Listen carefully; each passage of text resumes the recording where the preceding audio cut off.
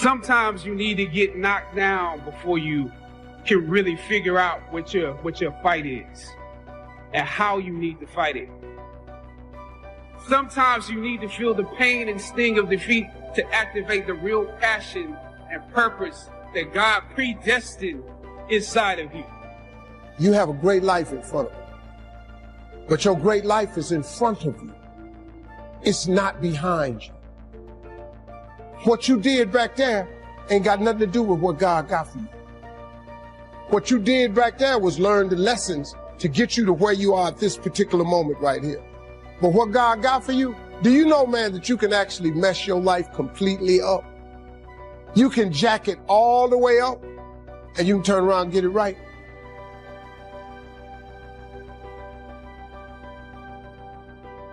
Success breeds contempt. You'll know you're winning when they start hating you.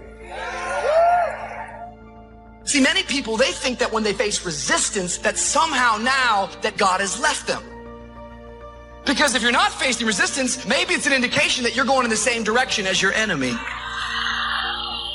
If nobody's hating you over it, it's not big enough. You'll know it's big enough when they start hating you for it. And nothing you do satisfies them. And nothing you do calms them down. That's a sign that you're getting ready to get in a net-breaking blessing. Think of it like this. For every peace stealer you allow in your life, you are 20% more likely to live stressed, to have a crisis. I'm asking you to find happy friends. I'm not saying you have to cut people off, never speak to them again. I am saying you should put up some boundaries. You don't have to make a big announcement. Just little by little, spend less and less time with that person. If you don't get the wrong people out of your life, you'll never meet the right ones. You got to look for the good. You don't have to look for bad in life, but you have to look for the good. Well, my friend really disappointed me, but at least I learned to put my hope in God more than in people. Get yourself situated. Pick the right location to live in. Get your marriage ready, because God's going to bless you until the devil hates you. The people who are closest to you need to be stable, happy, responsible people that move you towards your destiny. Like iron sharpens iron, you make each other better. Who do you have in your life? What are you giving your time and energy to? Trying to keep someone happy? Feeling guilty because you can't meet their demands? That's going to wear you out. It's time to make a change. You can't please everyone.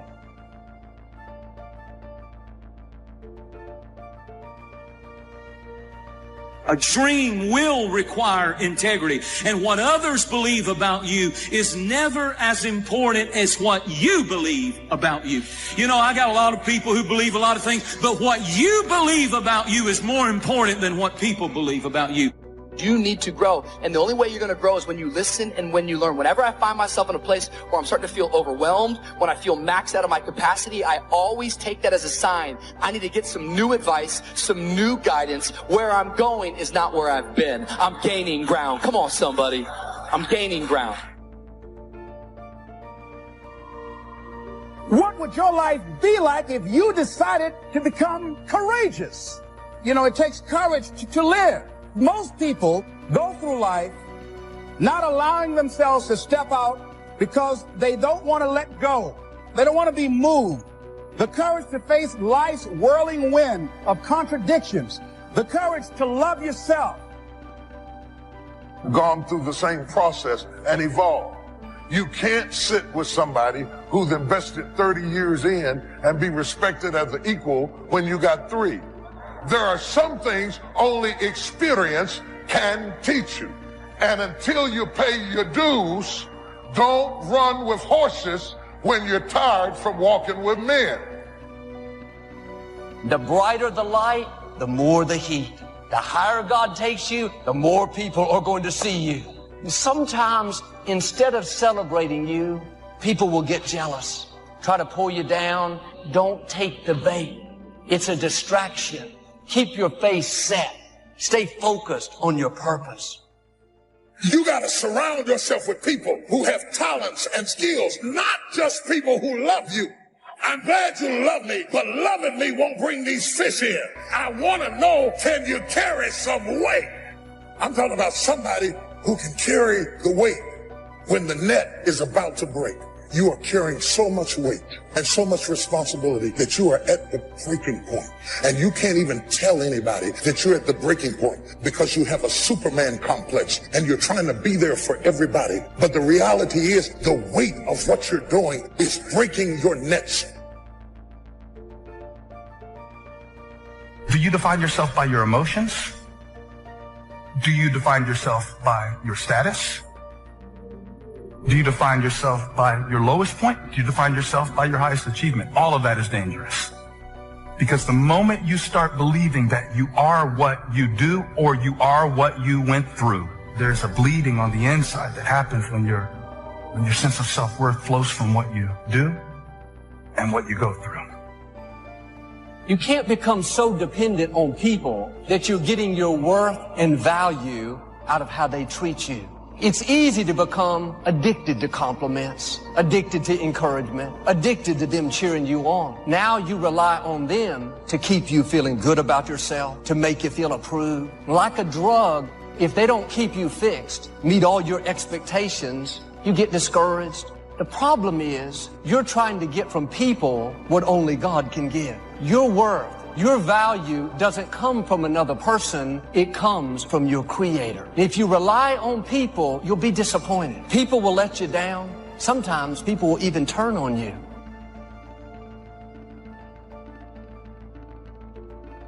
You have no idea what's in you. Do you understand that the problem that you're grappling with right now is not even the issue? It's just training for you. The lion that you're fighting with now is not even the issue. God just allowed the lion to come in your life so you'd have something to work on. The lion is not important. It doesn't even matter. God is training you with the lion. God doesn't even care about the lion. He cares about you. He's using the problem to get you ready, to teach you patience, to teach you how to trust it with no money. He's prepping you for the next release of glory so that when folks start walking out, they can walk out if they want to. You say, I know how to do that too.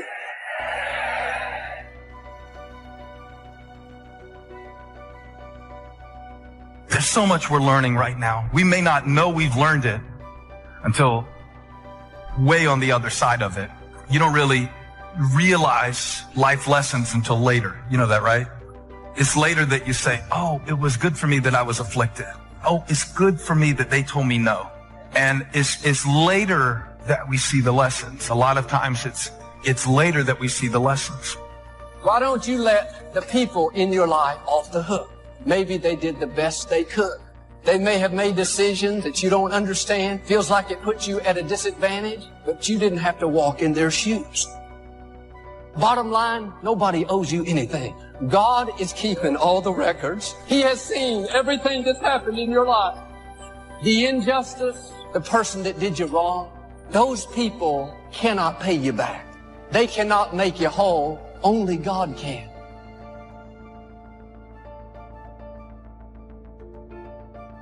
The lesson of letting go is not only that external events cause us to let go. The way God changes us is transformation from the inside out. Isn't that really relevant while you're stuck inside? That's the way God changes things?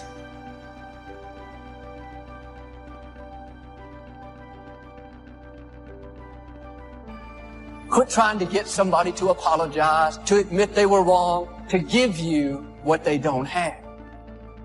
If you'll go to God, He'll bring you out better. He'll make the rest of your life more rewarding, more fulfilling than it would have been if that hadn't have happened in the first place.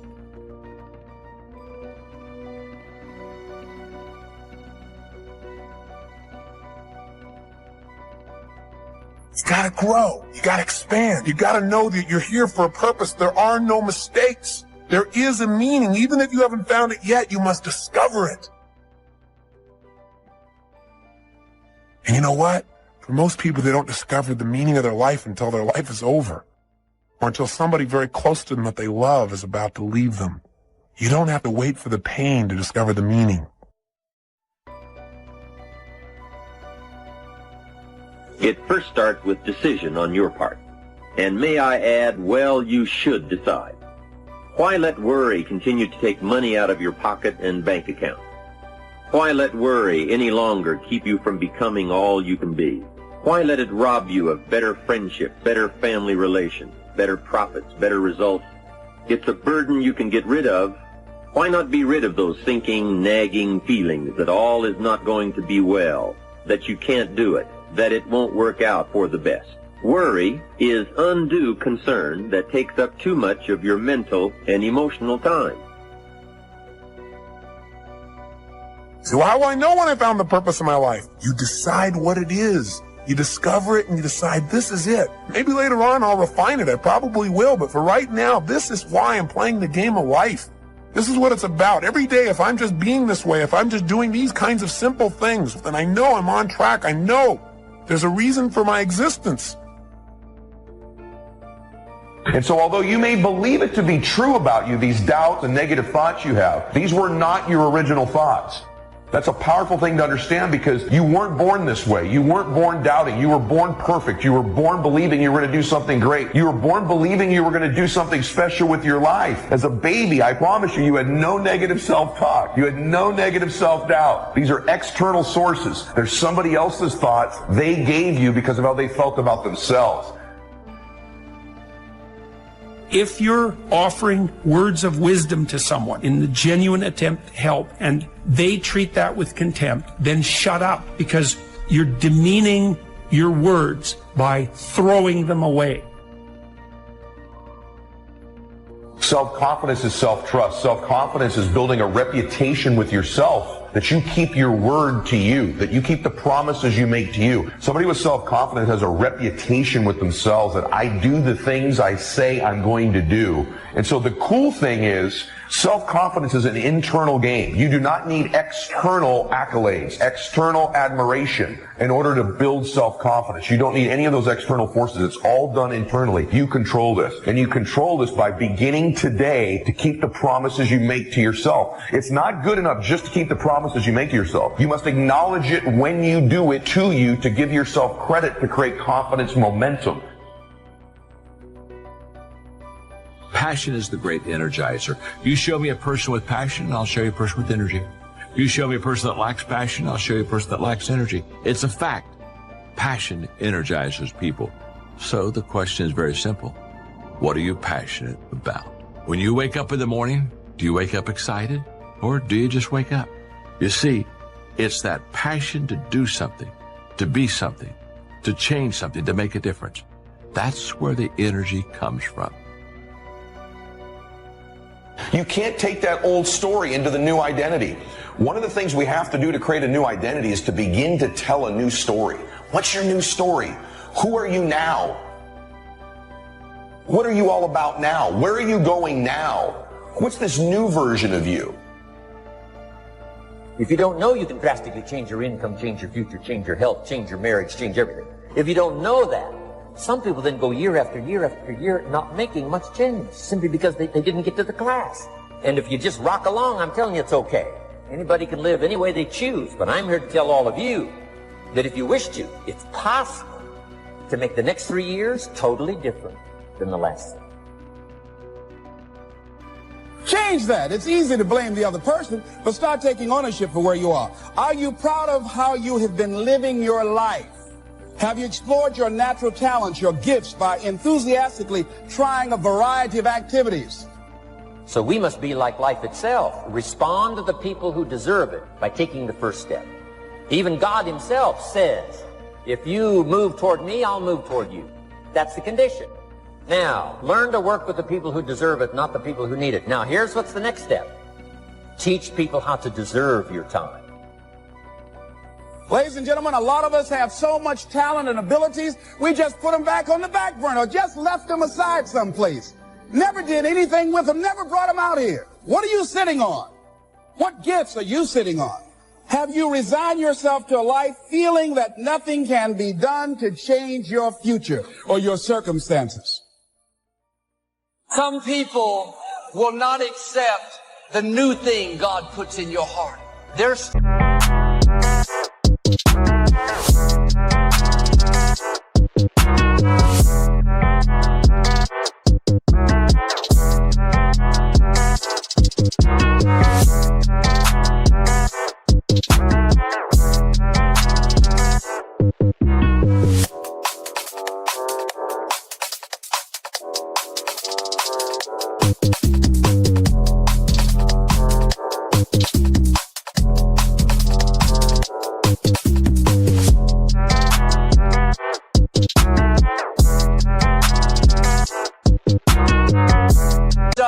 what was while God is telling you what is. It's new levels. It's greater influence. It's uncommon favor. Don't let the fear of what people are going to think keep you in your box. Your brain literally goes to work on finding the evidence to prove you right. And so that identity, you're constantly reinforcing it. If you believe a certain worth about yourself, that impacts the type of action you're willing to take. So if there's a goal you've got set, it doesn't matter what it is, pick a goal. To the extent that you believe it's consistent with your identity is to the extent that you will make an effort towards it. You don't know how strong you are until you have to be strong. Oh, anybody can have faith when you got a job, your marriage is working, you got money in the bank. Oh, you can have faith then. Faith not tested can't be trusted. Listen to me, listen to me. Desire discovers talent, right? If your why is deep enough, right? So you have a dream, you have something you want to do, and you know it's going to change your life. So what's the why? What's the reason you're doing it? Well, I'm doing this because of my kids. I want to be able to express myself in this universe, right? That's your why. So the why will take care of the how. So if you don't have the how, don't worry about it. Leap anyway. If you don't produce, you won't be happy. Here's number 2, good friends. The greatest support system in the world is good friends. You got to work on that. Spirituality. If you are a believer, here's what you must do. Study, practice, and teach. Whatever's valuable to you, study, practice, and teach. The other thing is acknowledge your fears and then go into action. Anybody who's ever done anything, who's ever taken a chance, doesn't mean that they're not afraid. Courageous does not mean being the absence of fear. I think that being courageous is willing to do it because that's what you feel and you're going to do it anyhow. What is it about you that's different than your friends? I know I can do more than what I'm doing. I can have more. See, that's the difference between people who make it and people who don't make it. You have a power in you to overcome anything that you are confronted with.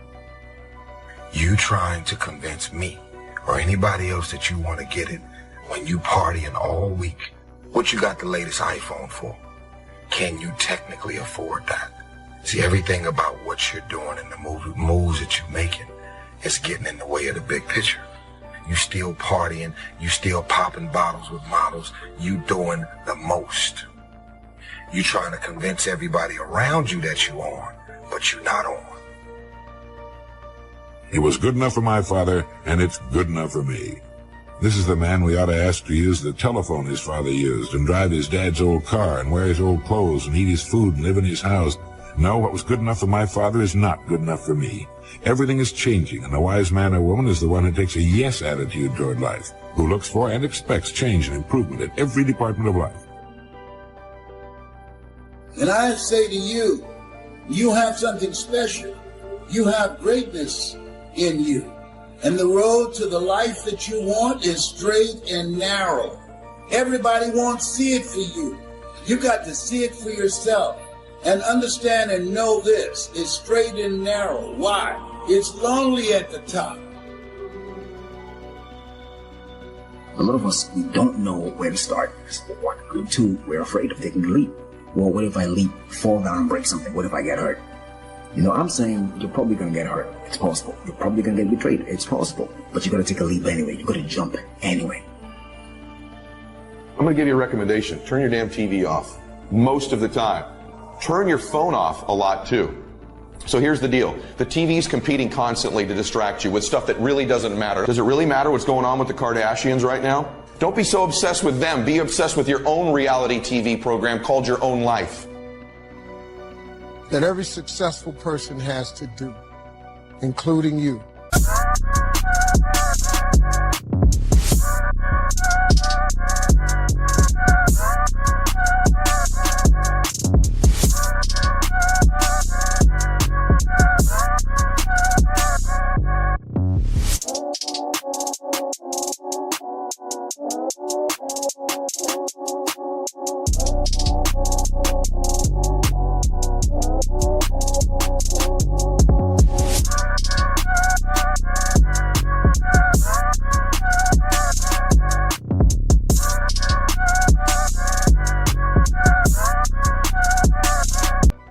Believe it or not, every successful person in this world has jumped. I'm going to tell you what I mean by that. You are going to have to jump. You cannot just exist in this life. You have got to try to live. If you're waking up thinking that there's got to be more to your life than it is, man, believe that it is. Believe in your heart of hearts that it is. But to get to that life, you're going to have to jump. Now, I'll tell you why I call it jumping. See, God, when he created all of us, he gave every last one of us a gift at birth. He never created a soul without endowing them with a gift. You just got to quit looking at gifts as running, jumping, sing, and dance. You've got to identify that gift. Now listen to me. When you see people in life, when you're standing on the cliff of life and you see people soaring by, and you see people soaring, going to exotic places, you hear about them doing wonderful things. Maybe you look up the street and your neighbor just gets a car every year, every 2 years. You know, how is he doing that? Have you ever thought, maybe this person right here has identified their gift and is living in their gift? Because your Bible says, your Bible says your gift will make room for you. Your gift, not your education. You go get an education, that's nice. But if you don't use your gift, that education only gonna take you so far. I know a lot of people got degrees, man. They ain't even using them. It's your gift. But the only way for you to soar is you got to jump. Go into action with your dream. And don't avoid where the fights are. Get in the midst of the fight. And get some hickeys on your head. Get knocked down so you can learn how to fight, so you can hold your position. See, most people don't get out in the arena of life because they don't want to fight. Most people don't get out there because they don't want to get knocked down. They don't want to be dropped to their knees. But see, you're going to be dropped whether you're on the field or whether or not you're sitting on the sidelines. You're going to be dropped. So at least get dropped for something. Don't get knocked down while you're sitting down. See, that's how most people are spectators in life. You don't want to be a spectator. You want to get out in the field where the action is. And you will be amazed. After the struggle, there will be a calm period and things will begin to click for you. Come out here with what you got. You don't have enough money? Don't worry about it. You got the dream. You got the idea. You don't have enough resources? Don't worry about it. You need some help? Don't worry about it. You get out here in the arena. Someone...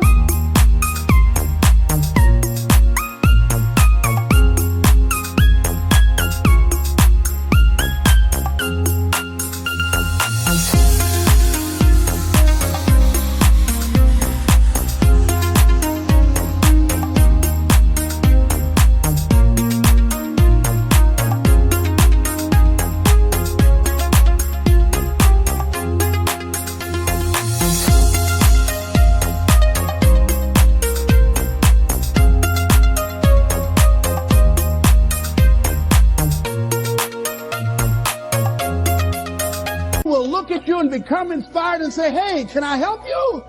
But if you're sitting up on the bleachers, nobody's going to ask you anything. You got to take that gift that's packed away on your back. You got to jump off that cliff and pull that cord. That gift opens up and provides the soul. If you don't ever use it, you're going to just go to work. And if you're getting up going to work on a job every day that you hate going to, that ain't living, man. You just existed. At one point in time, you ought to see what living's like. But the only way to see what living like, you got to jump. And here's the problem. Let me just be real with you. When you first jump, your parachute will not open right away. I'm sorry. I wish I could tell you it did, but it don't. When you jump, it's not going to open right away. You're going to hit them rocks. You're going to get some skin tore off on them cliffs. You're going to get some cuts on you. You're going to be bleeding pretty bad. But eventually, the parachute has to open. That is a promise of God. That ain't a theory. That's a promise. His promises is true, because listen to me. You cannot name one single thing God has not gotten you through. And the living proof of it is you sitting in here. If he hadn't got you through it, you wouldn't even be here. So if he ain't never not got you through it, why would he not let your parachute open? It has to open, man. You gotta jump, though. You can play it safe and deal without the cuts and the tears. And you can stand on that cliff of life forever safe. But if you don't jump, I got another promise I can make you. Your parachute will never open. You'll never know. You'll never know what God really has. Your Bible says that he comes to give you life and give you life more abundantly. If I were you, I would jump, because that's the only way to get to that abundant life. You got to jump, man. You got to take a chance. Well, I got bills. Whether you stay on the cliff or you jump, you're going to have bills. Well, if I quit my job, I'm going to ruin my credit. If you got a job, you live in check to check. Even if you got A1 credit, you can't buy nothing else no damn way. At one point in time, man, do yourself a favor. Go see what God really do. God hold you up, man. He ain't gonna let you fall. He ain't bring you this far to let you fall. Do yourself a favor, man. Before you leave this world, before you die, jump. Just jump one time. You deserve to win. You deserve to have great things happen in your life. There was a point in time in your life when you were little where you knew you were going to be somebody. Has there ever been anybody in your life who made you feel special like that? Like when you were a little boy or a little girl, maybe it was your grandmother, your mom, your dad, a school teacher, a coach. Is there somebody in your life, they just kind of knew there was something about you? I don't care who it was. Everybody does, by the way. The Lord sends all of us one.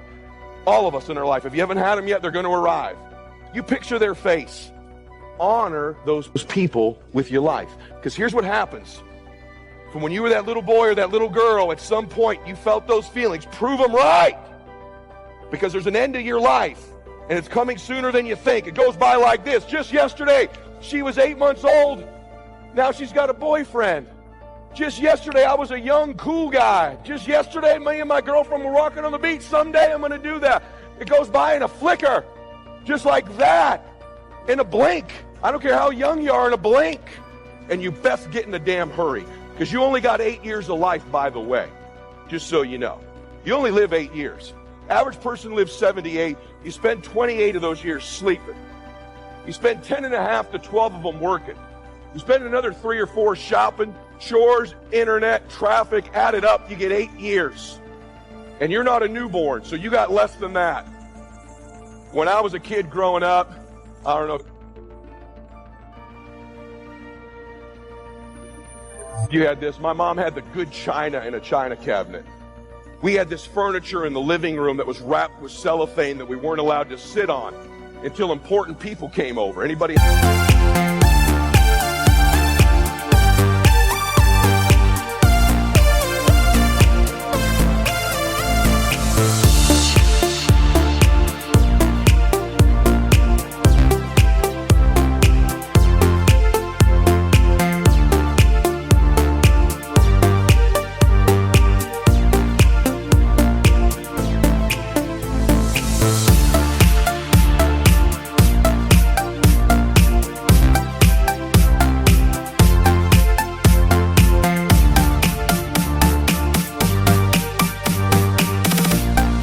Have any of that in their house? We never got around to sitting on it. And it died and got stale and old and dated, and so do dreams. If you don't start getting after your dream, it'll get old and dated and stale because you keep wrapping it in cellophane. You keep waiting till you know a little more. Till I know a little more. If I just knew a little more, that's BS. You don't need to know a little more. You need to execute a little more. You need to get after it. You need to make some mistakes. Perfection is the lowest possible standard. Quit trying to be perfect. You got to get in a hurry. Time is running out. And at some point, it's going to be over. And you're going to run into that person. This was the man you were born to be. Your twin's going to be there. This is who you were born to be. These are the people you could have helped, the memories you could have had, the things you could have accomplished, how you could have felt about yourself, the things you'd have seen, done, and become. This is who you could have been. This is who I saw you to be. I couldn't say it. I didn't understand it, but I felt it. I knew you were going to be this person. Meet him. To me, heaven when we die is we meet that person we were capable of being, destined to be, and we're identical twins. Hell is you meet them and you're total strangers. My obsession in my life is when I meet that dude, he's going to be identical. He's going to meet me and go, hey man, proud of you. Been watching you this whole time. Man, you did it. You got off track there for a while. It took you a little while. You're a late starter. But man, you did it. You accomplished it all. You did it all. You became the man you were born to be. I'm proud of you. And I'm going to say, brother, I've been chasing you all these years. I'm running down that guy. I'm running him down. Every decision I make when I'm down and lazy and depressed and bummed out like I've been this week, I don't do things based on how I feel. I do things based on who I am. And who I am is that guy. And every decision, that action, does it move me closer to being that man? Does it move you closer to being that woman? That's the barometer of how you think. That's the barometer of how you live your life. Does it move you closer to being that person you knew at some point you were capable of being? They knew you were capable. And if they weren't there, I promise you, God in heaven knows who you're capable of being. You were put here to do something great with your life. You were put here to win, man. You were put here to help other people, to contribute in little ways and big ways. You may not be world famous, worth $100 million, but there's a destiny you're supposed to fulfill. There's people you're supposed to help. There's a difference you're supposed to make. Your life, your way, special to you. Not mine, not jets, not houses, not cars. Your precious life. Your beautiful life. Your soul. Your gifts. Your difference. What if your destiny is to be that person I just described in someone else's life? I want you to win. Winning is not hundreds of millions of dollars.